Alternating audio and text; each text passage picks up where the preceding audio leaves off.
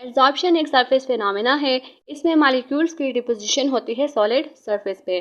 जब भी solid surface को गैस या लिक्विड मॉलिक्यूल्स के कांटेक्ट में लाया जाता है तो जो लिक्विड या गैस मॉलिक्यूल्स हैं वो सरफेस पे कलेक्ट होना स्टार्ट करते हैं। अब इस फिनोमेना को हम एड्जॉर्प्शन कहते हैं। The phenomena of accumulation of gas और liquid molecules on the surface of solid is known as adsorption. Examples: water on wood surface, chalk in water, misty windows. अब मिस्टी विंडो की जो ये हमने एग्जांपल ली है इसमें वाटर ड्रॉपलेट्स की deposition होती है ग्लास सरफेस पे। ये एग्जांपल मोस्टली हम विंटर में ऑब्जर्व करते हैं। एड्जॉर्प्शन में टू टर्मिनोलॉजीज यूज की जाती हैं, adsorbate and adsorbent. The substance which is being adsorbed on the surface is called adsorbate. वो सब्सटेंस जो सरफेस पे एड्जॉर्ब होगा उसे हम एड्जॉर्बेट कहते हैं। ये गैस मॉलिक्यूल्स भी होते हैं और लिक्विड मॉलिक्यूल भी हो सकते हैं।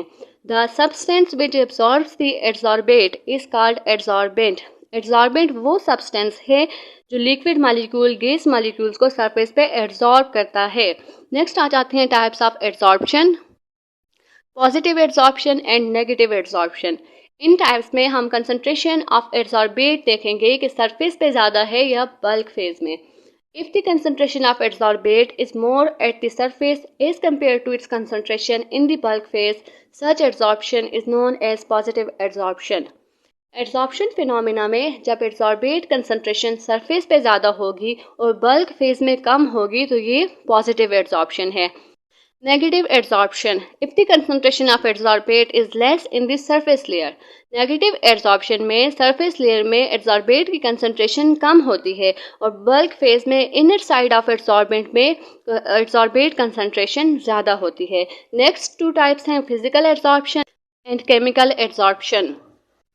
Depending upon the nature of forces between the adsorbate and adsorbent molecule, adsorption को इन टू टाइप्स में क्लासिफाई किया गया है। फिजिकल एड्जॉर्प्शन में एड्जॉर्बेट एंड एड्जॉर्बेंट मॉलिक्यूल में वीक वैन डर वाल फोर्सेस प्रेजेंट होती हैं। एंड सेकंड जो टाइप है केमिकल एड्जॉर्प्शन, इसमें एड्जॉर्बेट एंड एड्जॉर्बेंट मॉलिक्यूल में स्ट्रॉन्ग केमिकल बॉन्ड प्रेजेंट होता है। ये आयनिक बॉन्ड भी हो सकता है और केमिकल और कोवलेंट बॉन्ड भी हो सकता है। नेक्स्ट हम डिस्कस करेंगे मैकेनिज्म ऑफ एड्जॉर्प्शन। इस स्लाइड में एक पिक्चर शो हो रही है, ये एक एड्जॉर्बेंट मॉलिक्यूल है। अब एड्जॉर्बेंट मॉलिक्यूल में कुछ मॉलिक्यूल्स बल्क फेज में प्रेजेंट होते हैं और कुछ मॉलिक्यूल्स सरफेस पे लाई कर रहे होते हैं। अब जो मॉलिक्यूल सरफेस पे लाई कर रहे होते हैं और जो बल्क फेज में होते हैं इनका एनवायरनमेंट सेम नहीं होता। Environment means net forces of attraction same नहीं है। बल्क फेज में जो मॉलिक्यूल्स हैं उन पे बैलेंस्ड फोर्सेस एक्ट कर रही हैं, उनको फोर साइड से मॉलिक्यूल्स सराउंड कर रहे हैं और जो सरफेस पे मॉलिक्यूल्स हैं उन पे अनबैलेंस्ड फोर्सेस हैं। जब सरफेस मॉलिक्यूल के कांटेक्ट में कोई स्पीशी आती है तो वो उस स्पीशी को होल्ड करते हैं इन अनबैलेंस्ड फोर्सेस को बैलेंस्ड करने के लिए। एड्जॉर्प्शन प्रोसेस में इनिशियली स्पीशी की एड्जॉर्प्शन से पहले सरफेस मॉलिक्यूल पे अनबैलेंस फोर्सेस एक्ट कर रही होती हैं, तो वो मॉलिक्यूल्स अनस्टेबल होते हैं और उनकी एनर्जी भी ज़्यादा होती है। आफ्टर एड्जॉर्प्शन फोर्सेस बैलेंस्ड हो जाते हैं और ये हमारे पास stable and less energy molecules में कन्वर्ट होते हैं। More energy to less energy means जहाँ पे हीट इस प्रोसेस में इवॉल्व होती है।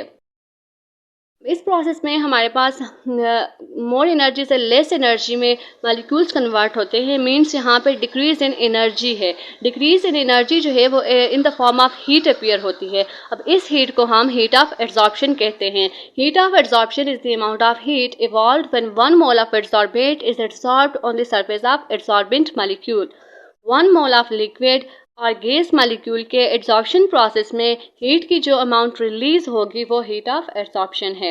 एड्जॉर्प्शन प्रोसेस में एनर्जी रिलीज हो रही है, ये एक एनर्जी रिलीजिंग प्रोसेस है, तो हम कह सकते हैं कि एड्जॉर्प्शन एक एक्सोथर्मिक फिनोमेना है। नेक्स्ट हमने फैक्टर्स डिस्कस करने हैं, वो फैक्टर्स जो एड्जॉर्प्शन रेट को इफेक्ट करते हैं। 5 मेजर फैक्टर्स हैं जो रेट ऑफ एड्जॉर्प्शन को इंक्रीज और डिक्रीज करने में इन्वॉल्व होते हैं। Nature of adsorbent, surface area of adsorbent, nature of adsorbate, pressure and temperature. सबसे पहले हम नेचर ऑफ एड्जॉर्बेंट को डिस्कस करते हैं। Adsorption rate nature of adsorbent पे डिपेंड करती है। Gas molecules different adsorbent surface में डिफरेंट अमाउंट्स में एड्जॉर्ब होते हैं। जैसे कि हाइड्रोजन एल्यूमिना सरफेस पे वीकली एड्जॉर्ब होता है, लेस अमाउंट में एड्जॉर्ब होता है, जबकि निकल सरफेस पे स्ट्रांगली एंड हाई अमाउंट में एड्जॉर्ब होता है। नेक्स्ट फैक्टर है सरफेस एरिया ऑफ एड्जॉर्बेंट। अब हमने डिस्कस किया है कि एड्जॉर्प्शन एक सरफेस फिनोमेना है, तो ये लार्जली डिपेंडेंट है सरफेस एरिया पे। Rate of adsorption is directly proportional to the surface area of the adsorbent. जितना ज़्यादा सरफेस एरिया होगा उतनी ही एड्जॉर्प्शन भी ज़्यादा होगी। अगर सरफेस एरिया कम होगा तो एड्जॉर्प्शन भी कम होगी। जैसे कि हम एग्जांपल में देखें, पाउडर फॉर्म में सरफेस एरिया ज़्यादा होता है तो एड्जॉर्प्शन भी पाउडर चारकोल पे ज़्यादा होगी as compare to the solid form. Similarly हमारे पास रफ सरफेस पे ज़्यादा एड्जॉर्प्शन होती है then smooth surface. Third factor है नेचर ऑफ एड्जॉर्बेट। एड्जॉर्बेट में हमारे पास मोस्टली गैसेज आती हैं। Easily liquefiable gases greater extent पे एड्जॉर्ब होती हैं। इजीली लिक्विफाइबल गैसेज में हमारे पास SO2 आ जाती है, Cl2 आ जाती है। साइड में एक टेबल शो हो रहा है, इसमें कुछ गैसेज दी गई हैं जिनमें उनके क्रिटिकल टेम्परेचर और एड्जॉर्ब अमाउंट दी गई है। क्रिटिकल टेम्परेचर हमारे पास मिनिमम टेम्परेचर होता है लिक्विफैक्शन के लिए। इसमें हम लोग टेबल में देखें तो जैसे जैसे हमारे पास क्रिटिकल टेम्परेचर डिक्रीज हो रहा है वैसे वैसे हमारे पास एड्जॉर्प्शन भी डिक्रीज हो रही है, क्योंकि जैसे ही हमारे पास क्रिटिकल टेम्परेचर डिक्रीज होता जाता है तो ईज ऑफ लिक्विफैक्शन भी डिक्रीज होती है। जैसे कि SO2 गैस का क्रिटिकल टेम्परेचर 430 है और इसकी एड्जॉर्ब अमाउंट 380 ml है। सेकंड पे हमारे पास NH3 है, इसका क्रिटिकल टेम्परेचर 406 है और अमाउंट एड्जॉर्ब 180 ml है। अब राइट साइड पे हम देखें तो हमारे पास नाइट्रोजन गैस है, इसका क्रिटिकल टेम्परेचर 126 है और इसकी अमाउंट एड्जॉर्ब जस्ट 8 ml है। ठीक है, अब यहाँ पे कितना ज़्यादा इफेक्ट पड़ रहा है क्रिटिकल टेम्परेचर के डिक्रीज होने से। हम कह सकते हैं कि easily liquefiable gases excellent adsorbate हैं। टेम्परेचर की बात करें तो हमने स्टडी किया है कि एड्जॉर्प्शन एक एक्सोथर्मिक प्रोसेस है, ये एनर्जी रिलीजिंग प्रोसेस है। एड्जॉर्प्शन हमारे पास लो टेम्परेचर पे फेवरेबल है। टेम्परेचर इंक्रीज करेंगे तो एड्जॉर्प्शन डिक्रीज होगी और डिजॉर्प्शन इंक्रीज होगी। जैसे कि हम एग्जांपल देखें कि 1 ग्राम ऑफ चारकोल पे 272 केल्विन टेम्परेचर पे 10 centimetre cube nitrogen gas adsorb होती है और 248 केल्विन पे 20 सेंटीमीटर क्यूब एड्जॉर्ब होती है और 196 केल्विन पे 45 सेंटीमीटर क्यूब एड्जॉर्ब होती है। जैसे जैसे हम टेम्परेचर को डिक्रीज करते जा रहे हैं वैसे वैसे हमारी एड्जॉर्ब अमाउंट इंक्रीज हो रही है। यहाँ पे ग्राफ में भी शो हो रहा है कि जैसे जैसे हम टेम्परेचर इंक्रीज करते जाएंगे तो एड्जॉर्प्शन डिक्रीज होती जाएगी। नेक्स्ट फैक्टर प्रेशर है। At constant temperature initially adsorption increase करती है with the increase in pressure. Side में जो फिगर है इसमें प्रेशर इफेक्ट की ग्राफिकल रिप्रेजेंटेशन है। इस फिगर में भी हम लोग, इस ग्राफ में भी हम देखें तो हमारे पास जैसे जैसे हम प्रेशर इंक्रीज कर रहे हैं तो हमारे पास एड्जॉर्प्शन भी इंक्रीज हो रही है। लेकिन कुछ टाइम बाद हमारे पास वो पॉइंट आता है जब प्रेशर का इफेक्ट नहीं होता है एड्जॉर्प्शन रेट पे। इस पॉइंट पे एड्जॉर्प्शन प्रेशर इंडिपेंडेंट हो जाती है। जैसे कि ग्राफ में हम देख रहे हैं कि प्रेशर को हम फर्दर इंक्रीज कर रहे हैं लेकिन एड्जॉर्प्शन हमारे पास इंक्रीज नहीं हो रही है।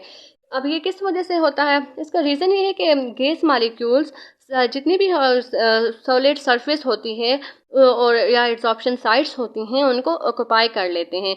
फर्दर एड्जॉर्प्शन पॉसिबल ही नहीं होती क्योंकि सरफेस ही अवेलेबल नहीं होती। तो ये कुछ हमारे पास मेजर फैक्टर्स थे जो एड्जॉर्प्शन को इफ़ेक्ट कर रहे होते हैं। अब किसी का अगर कोई क्वेश्चन हो तो आप पूछ लें।